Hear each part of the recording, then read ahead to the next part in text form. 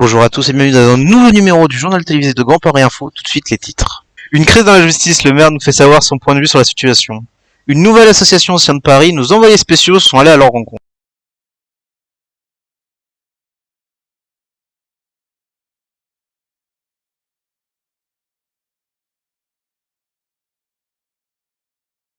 Le dimanche 19 décembre 2021, vers 19h30, Monsieur Badel, ex-juge au tribunal de Paris, nous annonce sa démission.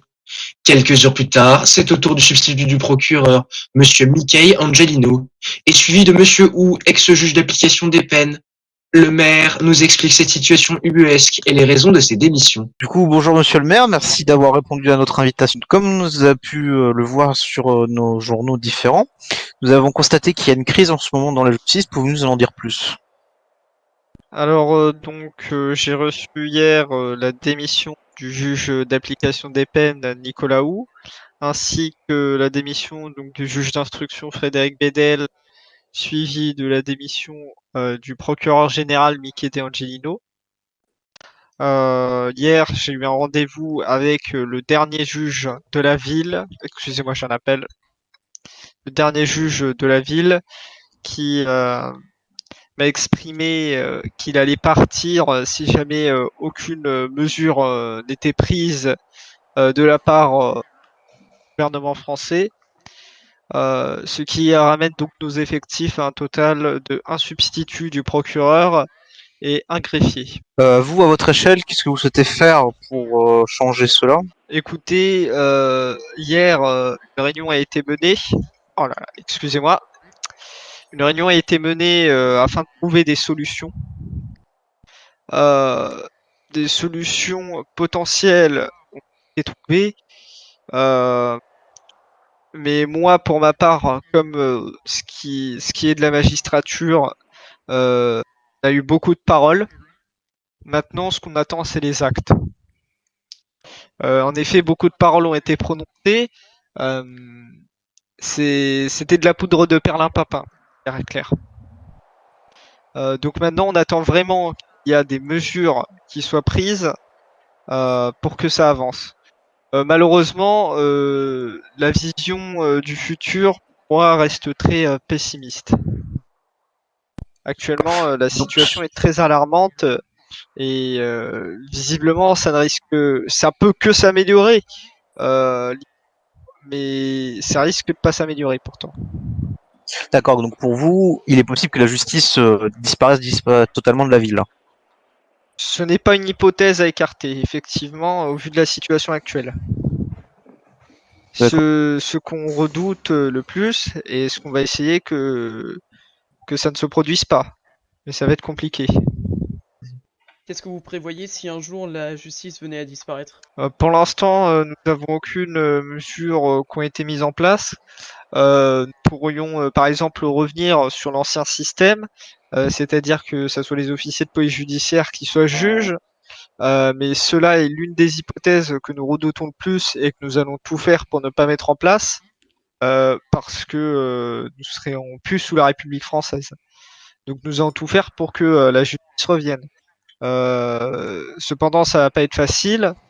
Et que ce soit de la part de la justice ou moi-même, actuellement, on est dans l'incompréhension totale. Et est-ce que vous savez pourquoi les démissions ont été faites? Vous n'avez pas d'idée du tout. En partie parce que désormais la préfecture a été mise en place sur la ville de Paris.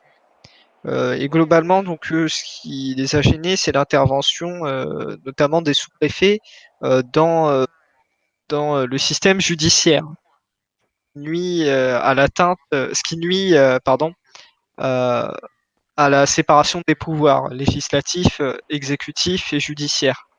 Le pouvoir exécutif, représenté par la préfecture, s'est investi dans la justice, dans le judiciaire, et la nuit. Comment de votre côté vous avez pris les actes et... Pardon?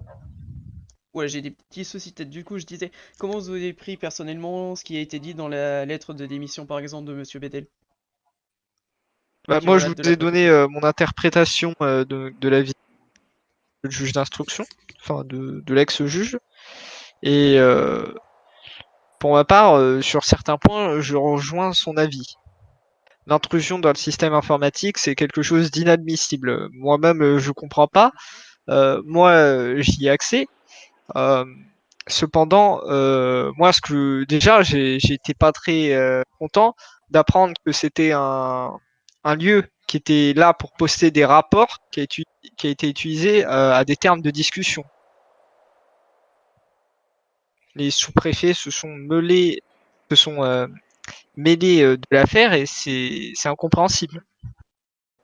Et du coup, vous comptez lancer une session de recrutement pour rechercher des juges ou des choses similaires, des postes similaires? Les magistrats que nous avions sont irremplaçables et actuellement ce n'est pas du tout envisagé. Malheureusement, je crains que c'est soit nous les faisons revenir, soit la ville de Paris sombrera dans dictature de l'exécutif, pour être clair. Parce que Et ne croyez pardon. pas que je suis plein tout pouvoir, parce que justement, malheureusement, c'est loin d'être le cas. On a un manque de Euh, considération de la part du gouvernement. En revanche, je n'ai rien à dire contre le préfet qui, lui, s'attache parfaitement pour justement ce diktat. Y a-t-il des personnes du coup qui vont vous aider à surmonter cela, à surmonter cette situation? Non, malheureusement, ne sait pas qui va nous venir en aide et ça va être très compliqué. Et pour finir, du coup, avez-vous un mot à souligner ou quelque chose à dire aux Parisiens qui nous regardent? Et au Négatif. préfet et au ministre même, hein, éventuellement le ministre de la Justice. Peut-être de nous apporter plus de considération. Entre-temps, Monsieur Vandamme a également présenté sa démission. Cette situation historique a fragilisé la préfecture, qui a été dans l'obligation de faire un débat citoyen. Un replay de ce débat est disponible sur votre chaîne préférée. Depuis le 22 décembre 2021, le parquet de Paris recrute des juges et des substituts. Pour plus d'infos, rendez-vous sur le site de la mairie. Donc aujourd'hui, on se retrouve avec le président et le vice-président de l'association Motor Club Paris. Donc je vais laisser se présenter un à la fois, comme ça au moins vous pourrez avoir une idée de qui est qui dans l'association. Ça marche, donc je vais me permettre de commencer. Donc moi je suis Monsieur Brizy, je suis donc vice-président de l'association et en dehors de ça je suis co-PDG d'entreprise du Dépend 2000. Et donc voilà, c'est à peu près tout pour ma part. Et quant à moi, bah écoutez, je suis Michel Vandamme, donc président du Motor Club Paris et en dehors du Motor Club Paris, je suis juge aux affaires civiles. D'accord, très bien. Du coup, j'aurais quelques petites questions à vous poser par rapport à votre association. Donc, est-ce que vous pouvez nous expliquer en quelques mots quelle est l'association, quel est leur but, etc. Quelle est l'histoire de l'association, pardon, excusez-moi. Alors, ça, c'est assez simple, c'est-à-dire que cette association, elle part d'une passion commune de Hugo et moi-même, passion de la moto et passion de transmettre justement cette passion. Le but de cette association, c'est tout simplement de réunir des motards pour pratiquer la moto, les balades, des événements, tout ça bien évidemment autour de la moto et à terme, pourquoi pas faire des déplacements à l'étranger ou autre avec le nom du club. D'accord. Et pourquoi avoir créé cette association, pardon? Juste par rapport aux passions ou il y a d'autres raisons? Alors, le but, c'est de réunir des passionnés. On ne veut pas réunir Monsieur A, Monsieur B, Madame Y, Madame C ou n'importe quoi. Ce qu'on veut, c'est des membres. C'est des copains de moto. C'est une expression que j'aime bien utiliser, du flic au voyou. Peu importe, à partir du moment où vous portez les couleurs du club, à partir du moment où vous franchissez les portes du local, vous êtes membre. Vous n'êtes pas policier, vous n'êtes pas éboueur, vous êtes juste membre du club. Donc on laisse toute notre vie à côté et on la reprend une fois qu'on enlève les couleurs. Donc c'est pour ça que dans les statuts et dans le règlement intérieur du club qu'on a établi conjointement avec Hugo, il est stipulé qu'à chaque événement, chaque rassemblement, le membre autorise donc le comité d'administration et plus particulièrement moi-même et mon vice-président à fouiller la personne et à fouiller son véhicule. Toute personne qui est trouvée porteur d'une arme ou de drogue sur lui ou dans la moto est radiée immédiatement. Le but c'est de pas faire de débordements. C'est un club qui est 100% légal et c'est pour ça qu'également lors des rôdes et autres, on respectera la vitesse, le code de la route et c'est pour ça également que toutes les motos doivent être conformes à la législation, donc rétroviseur, clignotant, plaque d'immatriculation, etc. et homologuées. D'accord. Si il y a une personne qui est passionnée des motos, sauf que le problème c'est que elle a pas de moto homologuée. Est-ce que vous faites des sortes de locations par rapport à cela ou absolument pas? Ou c'est chacun vient avec son matériel? Et c'est chacun vient avec sa propre moto, son propre équipement. Le club ne fournit aucune moto ni aucun équipement, tout simplement dans le but d'avoir des personnes qui sont sûres de ce qu'elles veulent et ce qu'elles sont. Après, au niveau, excusez-moi, des motos homologuées, ça va être surtout pour les routières. Donc, si on a des membres qui sont propriétaires donc de motos de type cross, bien évidemment, qui pourront adhérer au club. Seulement, pour les déplacer, il faudra que on utilise ce type de véhicule pour les amener dans un endroit approprié pour les rouler. D'accord, très bien. Et c'est d'ailleurs pour ça qu'on investit avec nos deniers personnels pour le bien de l'association. Par exemple, le local actuel a été acheté avec nos propres deniers personnels et le Titan a été acheté également avec nos propres deniers personnels. D'accord, très bien. Et on va maintenant s'intéresser plus dans le sujet vif en fait de l'association. Donc, comment les personnes peuvent rejoindre l'association? Alors très simplement, avec Michel et moi-même, donc on a mis à disposition toute personne souhaitant rejoindre le club. Donc formulaire très simple à remplir avec où on demande quelques informations du style le type de moto, etc. Les motivations pour rejoindre le club, etc. Et ensuite on aura juste besoin d'un permis, d'une photo d'identité, qu'on vérifie que la moto est bien homologuée, et ensuite une compensation financière. Tout simplement pour faire vivre le club. Donc, c'est comme on vous l'a dit, c'est une association à but non lucratif. Donc, les récoltés seront réinjectés directement dans le club et pour le club. C'était pas 22h30. Donc, les membres auront un visuel sur toutes les dépenses du club de toute façon. Et donc, voilà. D'accord, très bien.